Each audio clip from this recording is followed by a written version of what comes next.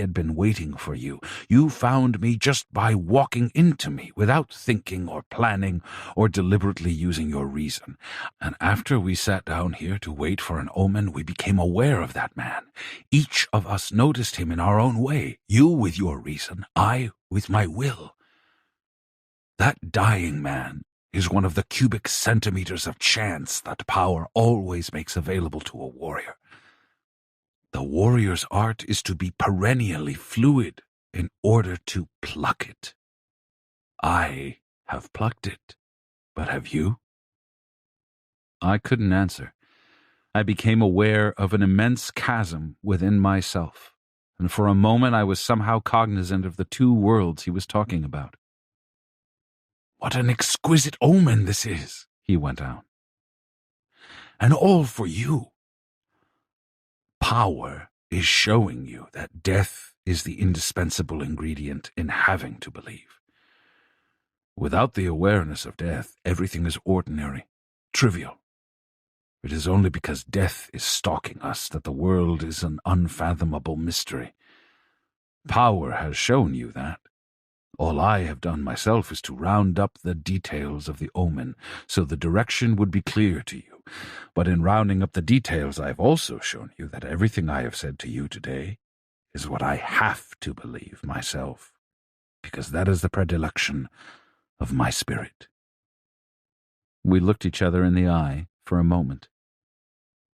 I remember a poem that you used to read to me, he said, moving his eyes to the side, about a man who vowed to die in Paris. How does it go? The poem was César Vallejo's Black Stone on a White Stone. I had read and recited the first two stanzas to Don Juan countless times at his request. I will die in Paris while it rains, on a day which I already remember. I will die in Paris, and I do not run away, perhaps in the autumn, on a Thursday, as it is today. It will be a Thursday, because today, the Thursday that I write these lines, my bones feel the turn, and never so much as today in all my road have I seen myself alone. The poem summed up an indescribable melancholy for me. Don Juan whispered that he had to believe that the dying man had had enough personal power to enable him to choose the streets of Mexico City as the place of his death. We're back again to the story of the two cats, he said. We have to believe that Max became aware of what was stalking him, and like that man over there, had enough power at least to choose the place of his end. But then there was the other cat, just like there are other men, whose death will encircle them while they are alone, unaware, staring at the walls and ceiling of an ugly, barren room. That man, on the other hand, is dying where he has always lived, in the streets. 3 policemen are his guards of honor, and as he fades away, his eyes will catch a last glimpse of the lights in the stores across the street, the cars, the trees, the throngs of people milling around, and his ears will be flooded for the last time with the sounds of traffic and the voices of men and women as they walk by. So you see, without an awareness of the presence of our death, there is no power, no mystery. I stared at the man for a long time. He was motionless. Perhaps he was dead. But my disbelief didn't matter any longer. Don Juan was right. Having to believe that the world is mysterious and unfathomable was the expression of a warrior's innermost predilection. Without it, he had nothing. The Island of the Tonal. Don Juan and I met again the next day at the same park around noon. He was still wearing his brown suit. We sat on a bench. He took off his coat, folded it very carefully, but with an air of supreme casualness, and laid it on the bench. His casualness was very studied, and yet it was completely natural. I caught myself staring at him. He seemed to be aware of the paradox he was presenting to me, and smiled. He straightened his necktie. He had on a beige, long-sleeved shirt. It fitted him very well. "I still have on my suit because I want to tell you something of great importance," he said, patting me on the shoulder. "You had a good performance yesterday. Now it is time to come to some final agreements." He paused for a long moment. He seemed to be preparing a statement. I had a strange feeling in my stomach. My immediate assumption was that he was going to tell me the sorcerer's explanation. He stood up a couple of times and paced back and forth in front of me, as if it were difficult to voice what he had in mind. "Let's go to the restaurant across the street and have a bite to eat," he finally said. He unfolded his coat, and before he put it on, he showed me that it was fully lined. "It's made to order," he said, and smiled as if he were proud of it, as if it mattered. "I have to call your attention to it, or you wouldn't notice it, and it is very important that you're aware of it. You are aware of everything only when you think you should be. The condition of a warrior, however, is to be aware of everything at all times. My suit and all this paraphernalia is important because it represents my condition in life, or rather, the condition of one of the two parts of my totality. This discussion has been pending. I feel that now is the time to have it. It has to be done properly, though, or it will never make sense. I wanted my suit to give you the first clue. I think it has. Now is the time to talk, for in matters of this topic there is no complete understanding without talking."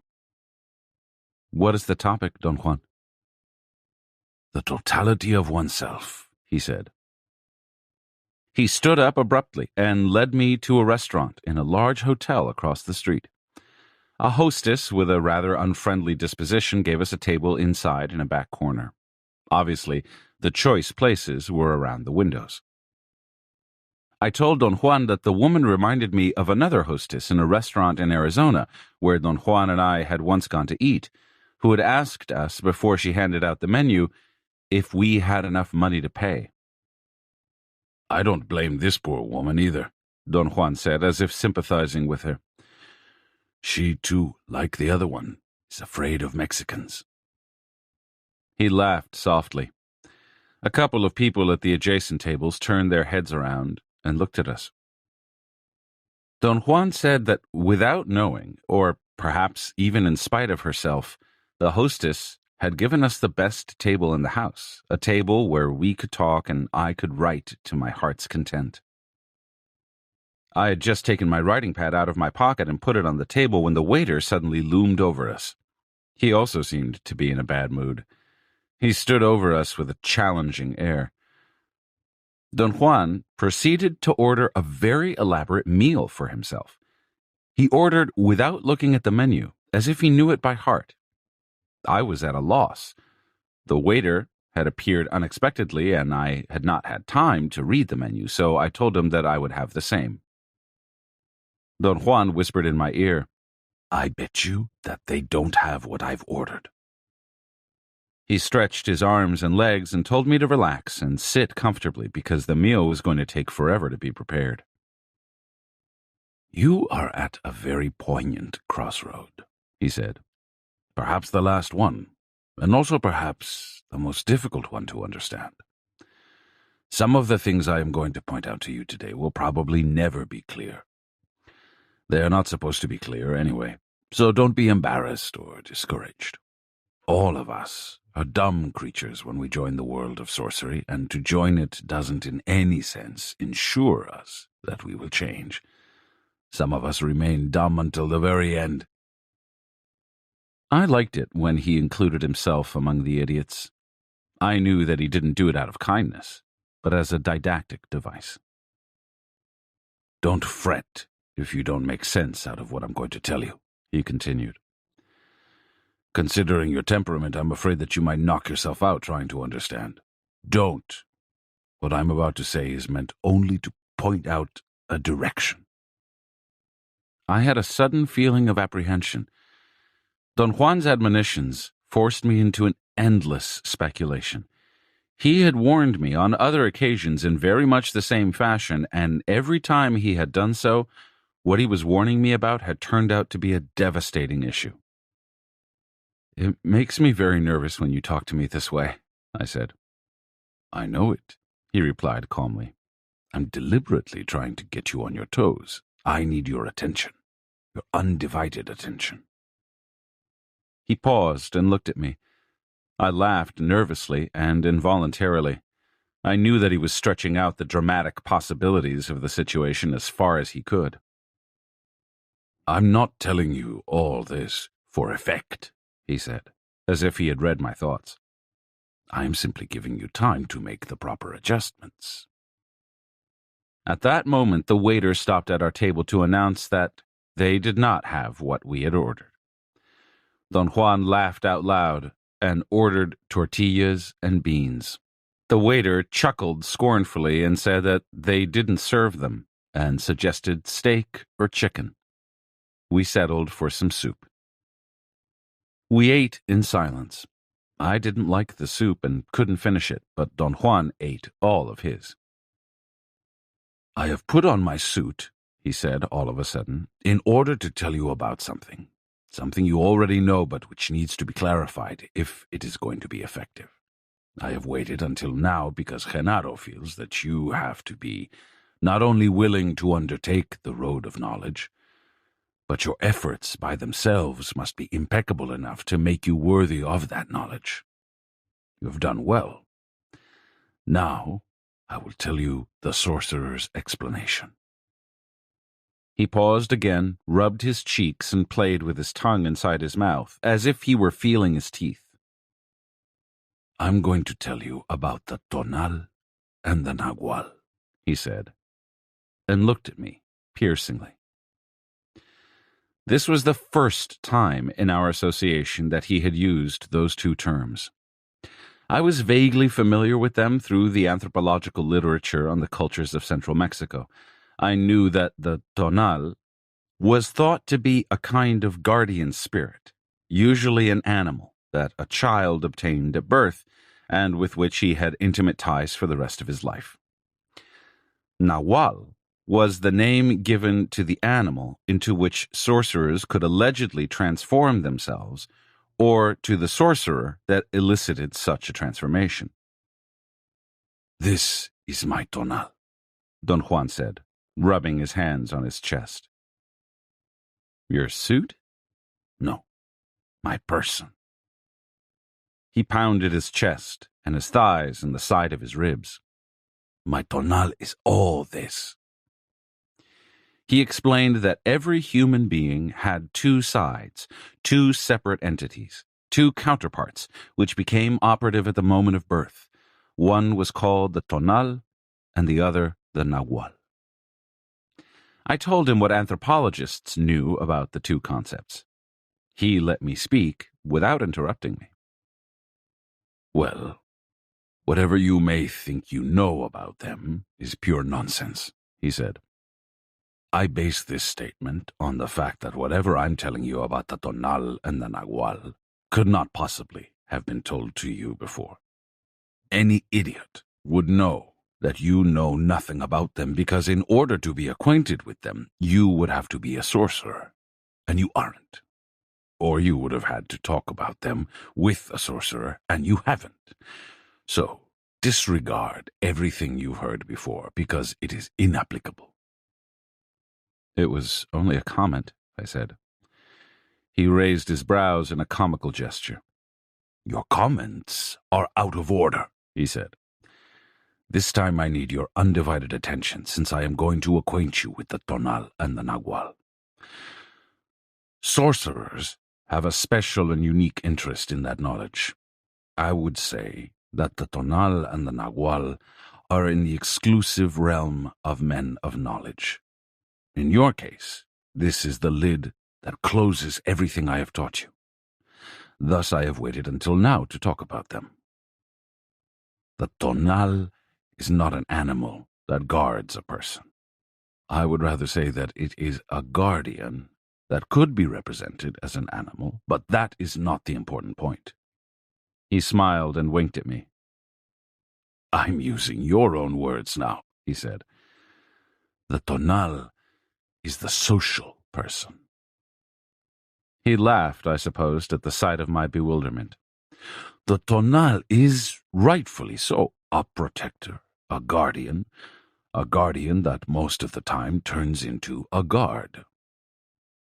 I fumbled with my notebook. I was trying to pay attention to what he was saying.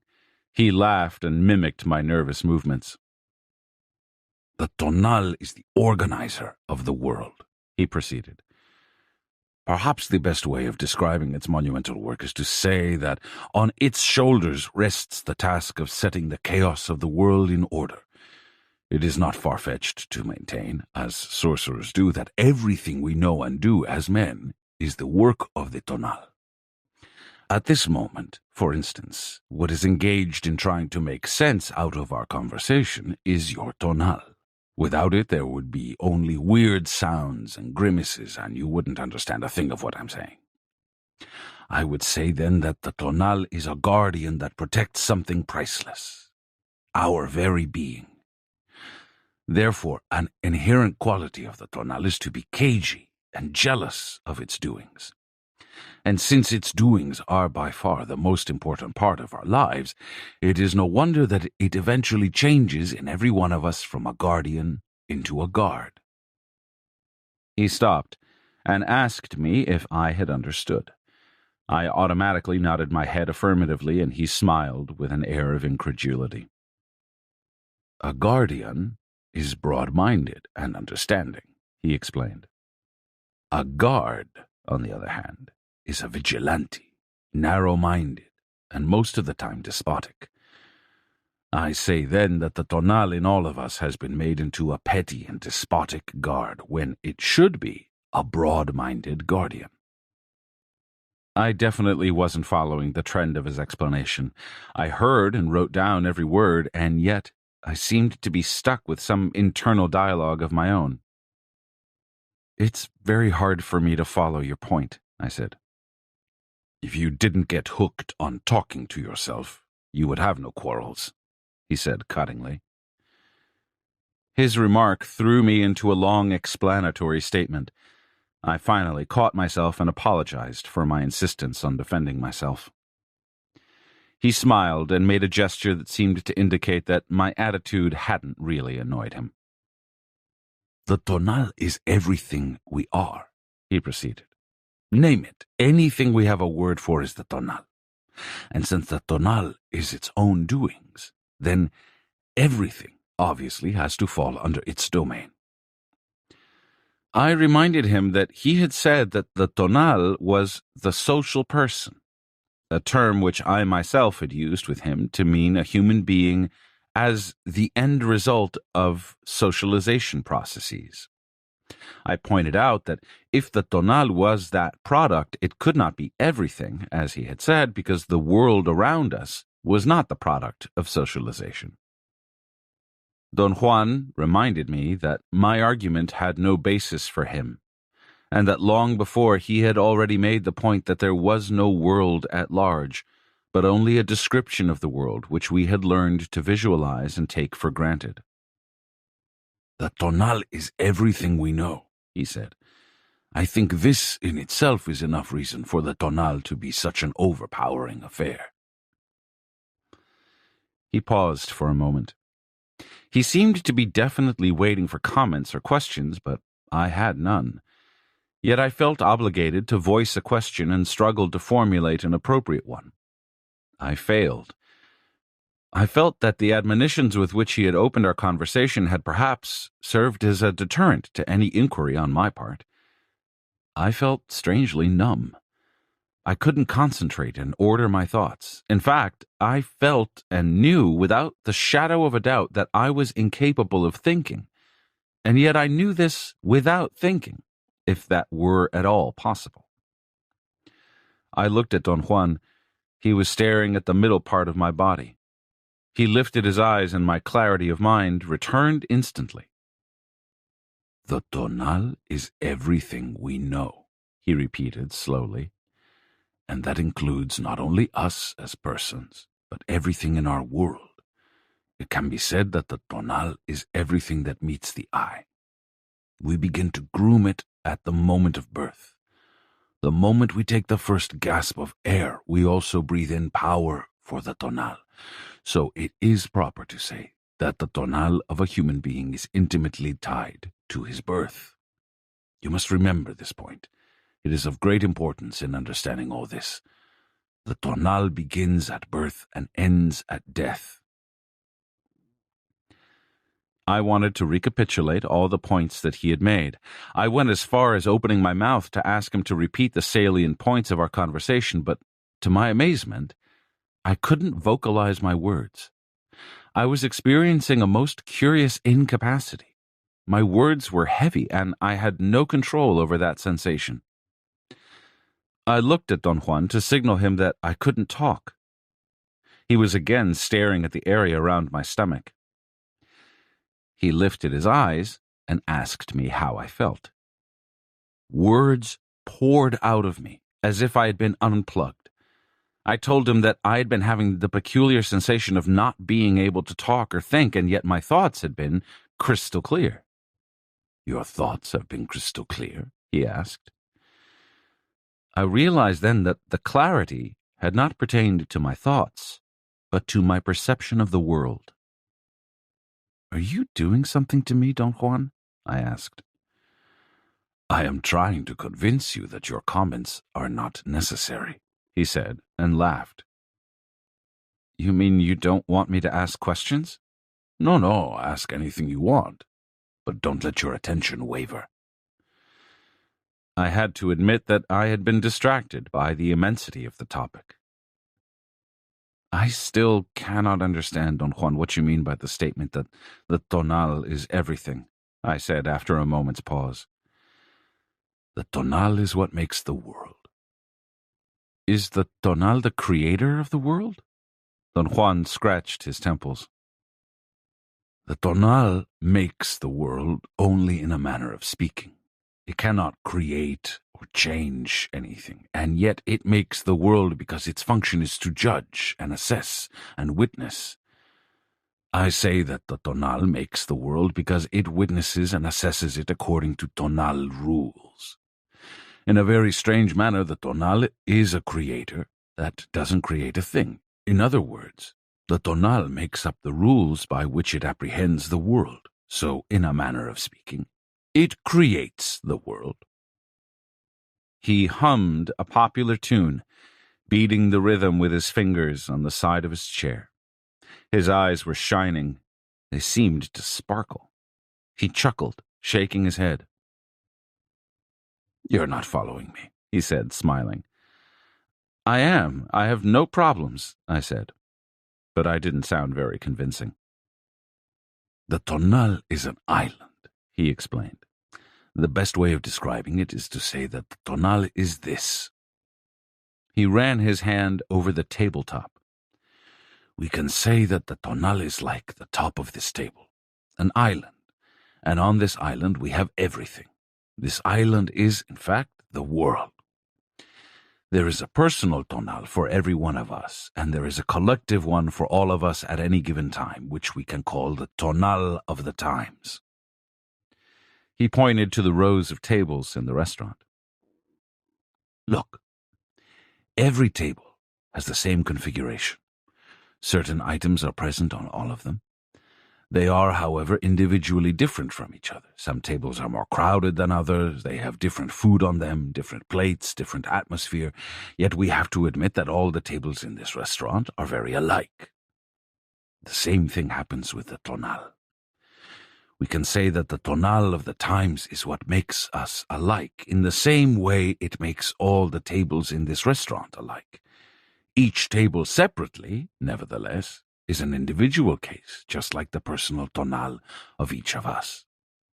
But the important factor to keep in mind is that everything we know about ourselves and about our world is on the island of the tonal. See what I mean? If the tonal is everything we know about ourselves and our world, what then is the nahual? The nahual is the part of us which we do not deal with at all. I beg your pardon? The nahual is the part of us for which there is no description, no words, no names, no feelings, no knowledge. That's a contradiction, Don Juan. In my opinion, if it can't be felt or described or named, it cannot exist. It's a contradiction only in your opinion. I warned you before, don't knock yourself out trying to understand this.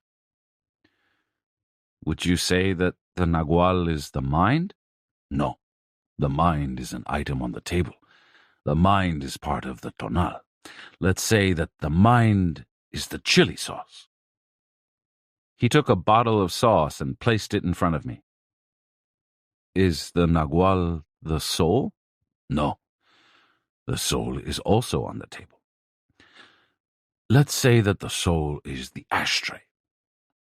Is it the thoughts of men? No.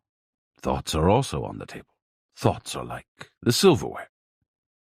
He picked up a fork and placed it next to the chili sauce and the ashtray. Is it a state of grace? Heaven? Not that either. That, whatever it might be, is also part of the tonal. It is, let's say, the napkin. I went on, giving possible ways of describing what he was alluding to.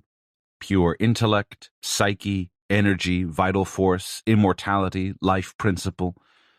For each thing I named, he found an item on the table to serve as a counterpart and shoved it in front of me until he had all the objects on the table stashed in one pile.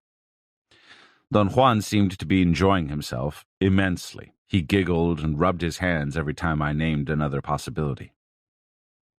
Is the nahual the supreme being, the almighty, God? I asked. No. God is also on the table. Let's say that God is the tablecloth.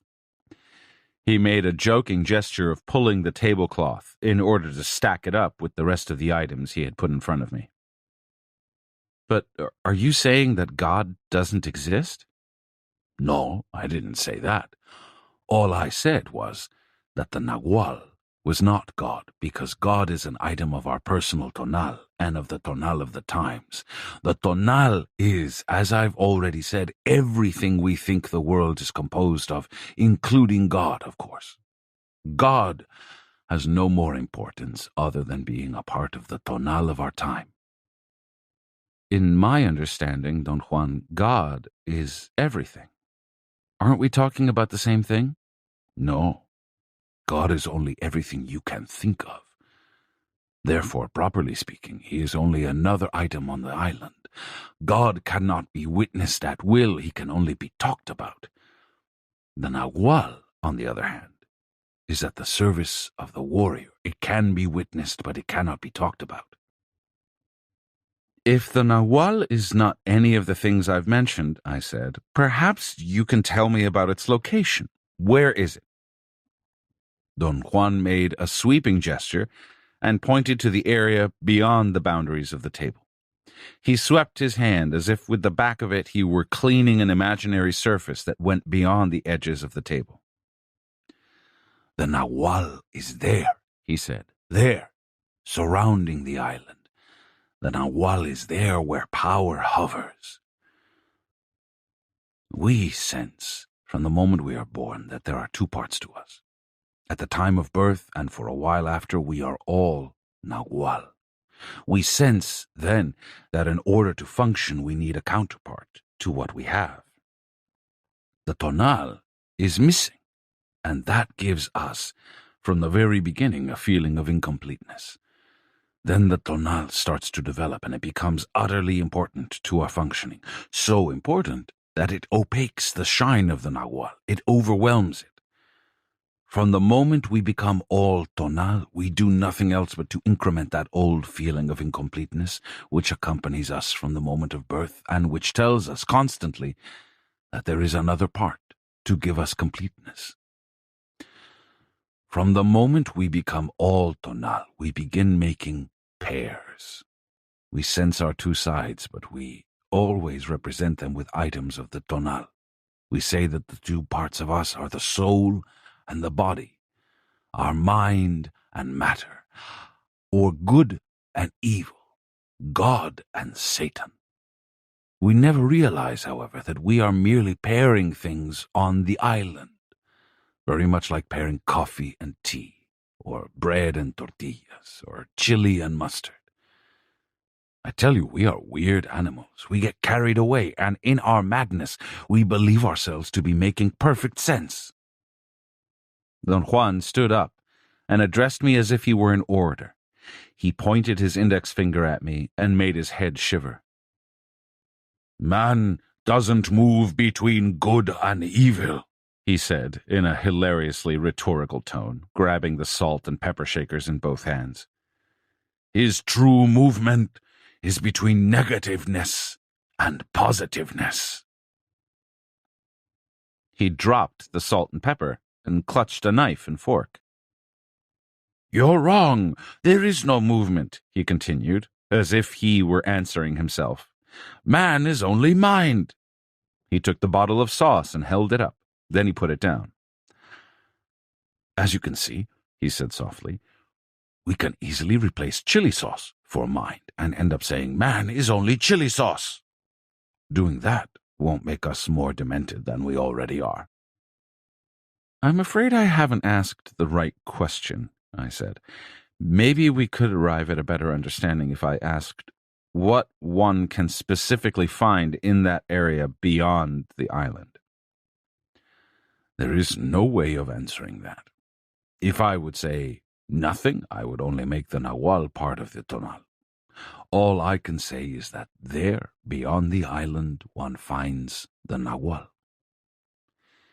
But when you call it the Nahual, aren't you also placing it on the island? No. I named it only because I wanted to make you aware of it. All right, but becoming aware of it is the step that has turned the Nahual into a new item of my tonal. I'm afraid you don't understand. I have named the tonal and the Nahual as a true pair. That is all I have done. He reminded me that once, while trying to explain to him my insistence on meaning, I had discussed the idea that children might not be capable of comprehending the difference between father and mother until they were quite developed in terms of handling meaning, and that they would perhaps believe that it might be that father wears pants and mother skirts, or other differences dealing with hairstyle or size of body or items of clothing. We certainly do the same thing with the two parts of us, he said. We sense that there is another side to us, but when we try to pin down that other side, the tonal gets hold of the baton, and as a director it is quite petty and jealous. It dazzles us with its cunningness and forces us to obliterate the slightest inkling of the other part of the true pair, the Nahual. The Day of the Tonal. As we left the restaurant, I told Don Juan that he had been correct in warning me about the difficulty of the topic, and that my intellectual prowess was inadequate to grasp his concepts and explanations. I suggested that perhaps if I should go to my hotel and read my notes, my comprehension of the subject might improve. He tried to put me at ease. He said that I was worrying about words. While he was speaking, I experienced a shiver, and for an instant I sensed that there was indeed another area within me. I mentioned to Don Juan that I was having some inexplicable feelings. My statement apparently aroused his curiosity. I told him that I had had the same feelings before, and that they seemed to be momentary lapses, interruptions in my flow of awareness. They always manifested themselves as a jolt in my body, followed by the sensation that I was suspended in something. We headed for downtown, walking leisurely. Don Juan asked me to relate all the details of my lapses. I had a hard time describing them beyond the point of calling them moments of forgetfulness or absent-mindedness or not watching what I was doing. He patiently rebuffed me. He pointed out that I was a demanding person, had an excellent memory, and was very careful in my actions. It had occurred to me at first that those peculiar lapses were associated with stopping the internal dialogue, but I also had them when I had talked to myself extensively. They seemed to stem from an area independent of everything I knew. Don Juan patted me on the back. He smiled with apparent delight. "You're finally beginning to make real connections," he said. I asked him to explain his cryptic statement, but he abruptly stopped our conversation and signaled me to follow him to a small park in front of a church. "This is the end of our journey to downtown," he said, and sat down on a bench. "Right here, we have an ideal spot to watch people. There are some who walk by on the street and others who come to church. From here, we can see everyone." He pointed to a wide business street and to the gravel walk leading to the steps of the church. Our bench was located midway between the church and the street. "This is my very favorite bench," he said, caressing the wood. He winked at me and added with a grin, "It likes me. That's why no one was sitting on it. It knew I was coming." "The bench knew that?" "No, not the bench. My Nahual." "Does the Nahual have consciousness? Is it aware of things?" "Of course it is aware of everything. That's why I'm interested in your account. What you call lapses and feelings is the Nahual. In order to talk about it, we must borrow from the island of the Tonal. Therefore, it is more convenient not to explain it, but to simply recount its effects." I wanted to say something else about those peculiar feelings, but he hushed me. "No more. Today is not the day of the Nahual. Today is the day of the Tonal," he said. "I put on my suit because today I am all Tonal." He stared at me. I was about to tell him that the subject was proving to be more difficult than anything he had ever explained to me. He seemed to have anticipated my words. "It is difficult," he continued. "I know it. But considering that this is the final lid, the last stage of what I've been teaching you, it's not too far-fetched to say that it envelops everything I mentioned since the first day we met." We remained quiet for a long while. I felt that I had to wait for him to resume his explanation, but I had a sudden attack of apprehension and hurriedly asked, "Are the Nahual and the Tonal within ourselves?" He looked at me piercingly. "Very difficult question," he said. "You yourself would say that they are within ourselves. I myself would say that they are not, but neither of us would be right. The Tonal of your time calls for you to maintain that everything dealing with your feelings and thoughts takes place within yourself. The sorcerer's Tonal says the opposite. Everything is outside. Who's right? No one. Inside, outside, it doesn't really matter." I raised a point. I said that when he talked about the Tonal and the Nahual, it sounded as if there was still a third part. He had said that the Tonal forces us to perform acts. I asked him to tell me who he was referring to as being forced. He didn't answer me directly. "To explain all this is not that simple," he said. "No matter how clever the checkpoints of the Tonal are, the fact of the matter is that the Nahual surfaces. Its coming to the surface is always inadvertent, though. The Tonal's great art is to suppress any manifestation of the Nahual in such a manner that even if its presence should be the most obvious thing in the world, it is unnoticeable." "For whom is it unnoticeable?" He chuckled, shaking his head up and down. I pressed him for an answer. "For the Tonal," he said. "I'm speaking about it exclusively. I may go around in circles, but that shouldn't surprise or annoy you. I warned you about the difficulty of understanding what I have to tell. I went through all that rigmarole because my tonal is aware that it is speaking about itself. In other words, my tonal is using itself in order to understand the information I want your tonal to be clear about. Let's say that the tonal, since it is keenly aware of how taxing it is to speak of itself, has created the terms I, myself, and so forth as a balance, and thanks to them, it can talk with other tonals or with itself about itself. Now, when I say that the tonal forces us to do something, I don't mean that there is a third party there. Obviously, it forces itself to follow its own judgments. On certain occasions, however, or under certain special circumstances, something in the tonal itself becomes aware that there is more to us. It is like a voice that comes from the depths, the voice of the Nahual.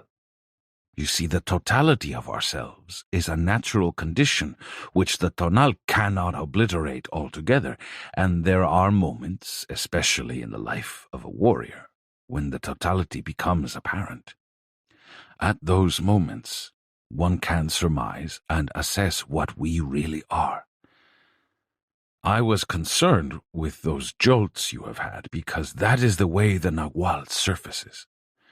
At those moments, the tonal becomes aware of the totality of oneself.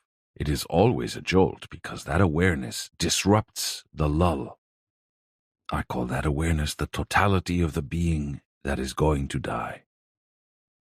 The idea is that at the moment of death, the other member of the true pair, the Nahual, becomes fully operative, and the awareness and memories and perceptions stored in our calves and thighs, in our back and shoulders and neck begin to expand and disintegrate.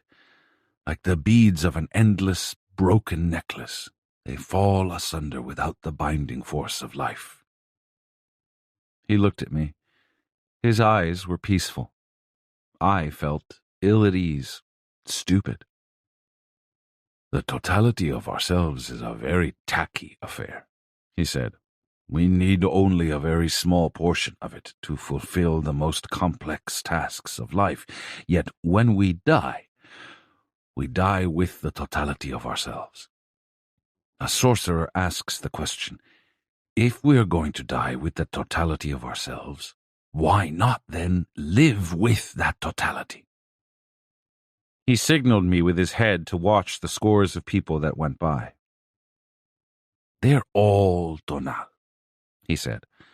I'm going to single some of them out, so your tonal will assess them, and in assessing them, it will assess itself. He directed my attention to two old ladies that had emerged from the church. They stood at the top of the limestone steps for a moment, and then began to walk down with infinite care, resting on every step. Watch those two women very carefully, he said.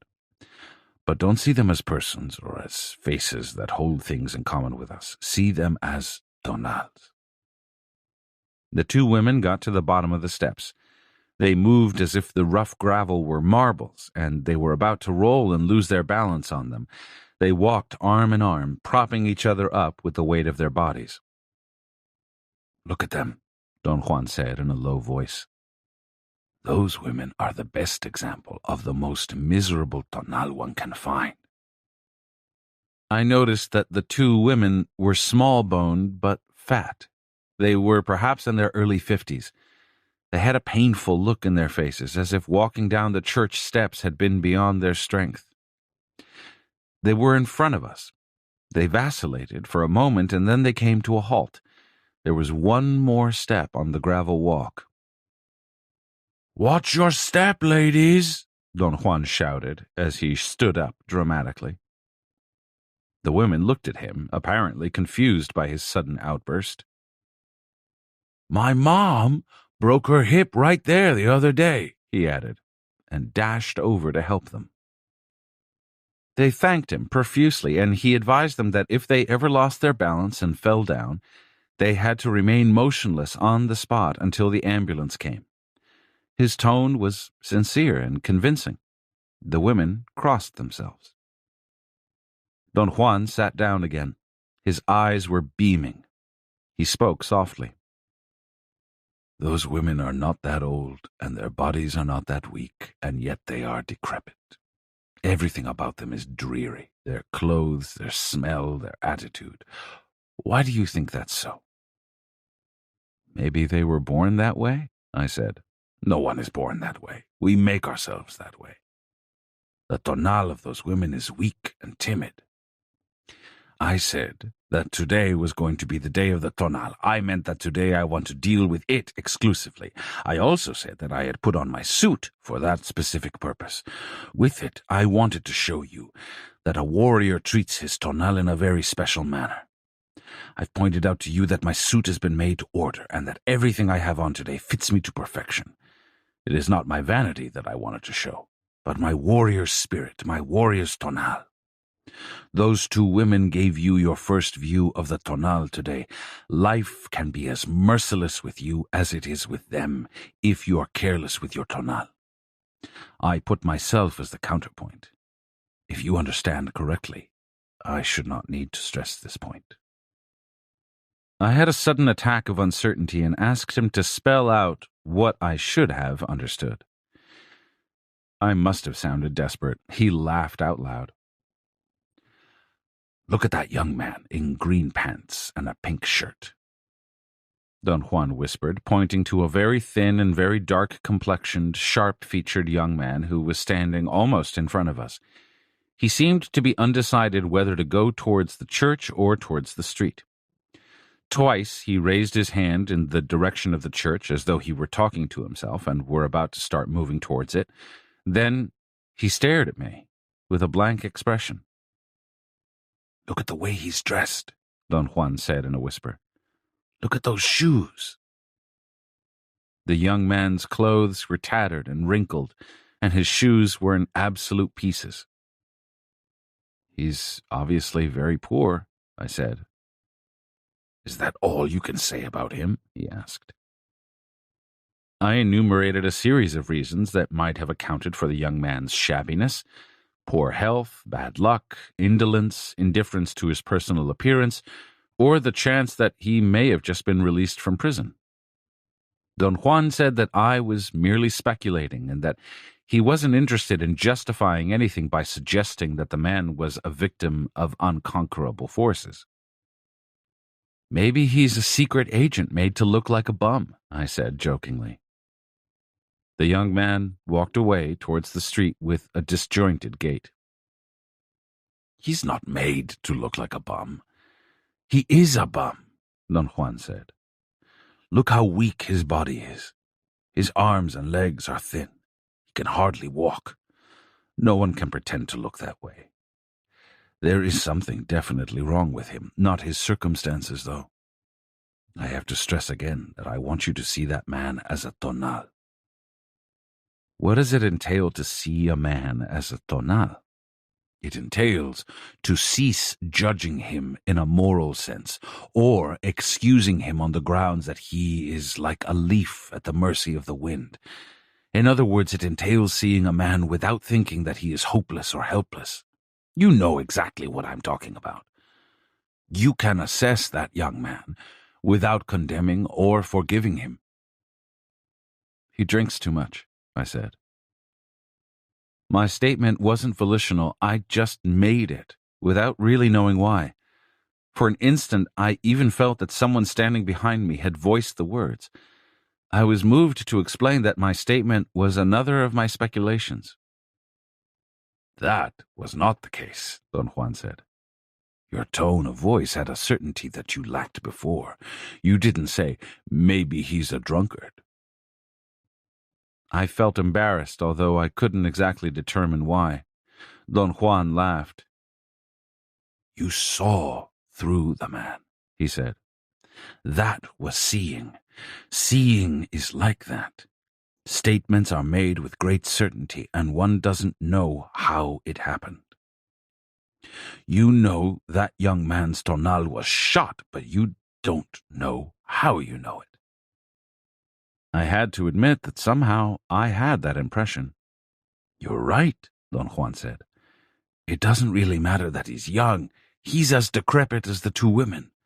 Youth is in no way a barrier against the deterioration of the tonal." "You thought that there might be a great many reasons for that man's condition. I find that there is only one, his tonal. It's not that his tonal is weak because he drinks, it is the other way around. He drinks because his tonal is weak. That weakness forces him to be what he is. But the same thing happens to all of us, in one form or another." "But aren't you also justifying his behavior by saying that it's his tonal?" "I'm giving you an explanation that you have never encountered before. It is not a justification or a condemnation, though. That young man's tonal is weak and timid, and yet he's not unique. All of us are more or less in that same boat." At that moment, a very large man passed in front of us, heading towards the church. He was wearing an expensive, dark gray business suit and was carrying a briefcase.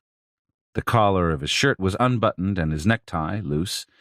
He was sweating profusely. He had a very light complexion, which made the perspiration all the more obvious. "Watch him," Don Juan ordered me. The man's steps were small but heavy. There was a wobbling quality to his walking. He didn't go up to the church. He circumvented it and disappeared behind it. "There is no need to treat the body in such an awful manner," Don Juan said, with a note of scorn. "But the sad fact is that all of us have learned to perfection how to make our tonal weak. I have called that indulging." He put his hand on my notebook and didn't let me write any more. His rationale was that as long as I kept on taking notes, I was incapable of concentrating. He suggested I should go relax, shut off the internal dialogue, and let go, merging with the person being observed. I asked him to explain what he meant by merging. He said there was no way to explain it, that it was something that the body felt or did when put in observational contact with other bodies.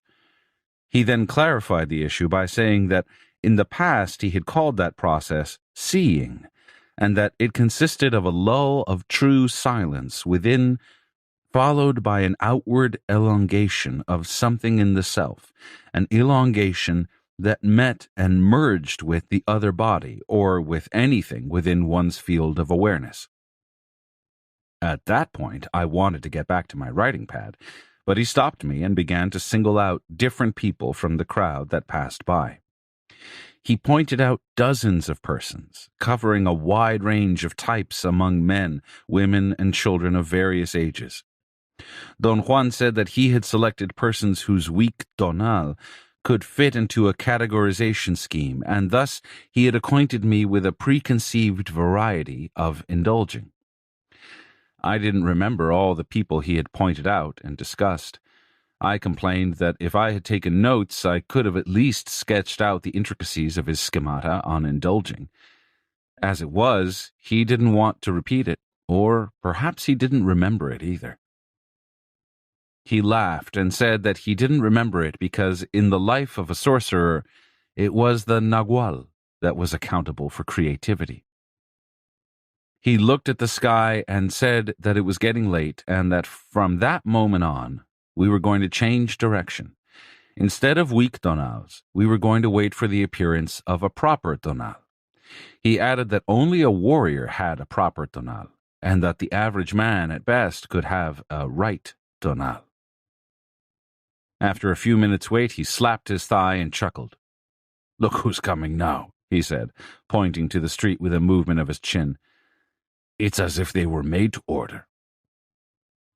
I saw 3 male Indians approaching. They had on some short brown